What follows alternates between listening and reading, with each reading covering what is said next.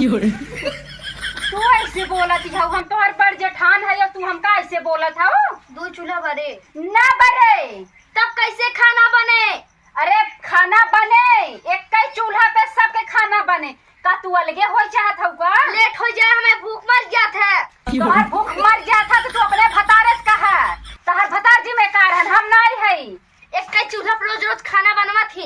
एक ही चूल्हा पे न बने, 2 चूल्हा गड़बू। हाँ अच्छा तू चूल्हा चेंज करबू, मतलब सबके लिए अलग चूल्हा खाना बनाबू का? 2 चूल्हा बने मतलब एक चूल्हा चावल चूल्हे, एक चूल्हा सब्जी चूल्हे। देख तेरी कई पहले ही बताए हो तू छोटका, हम सोची ने तू बूढ़ा अबे जियत है, तू अलगे खाना बनवे जात है। ऐसे कैसे हमारा लग रहा? इतना चलाइल हुआ, झगड़ा जिन करा हम देवरानी जेठानी मिलजुल के आपस में रह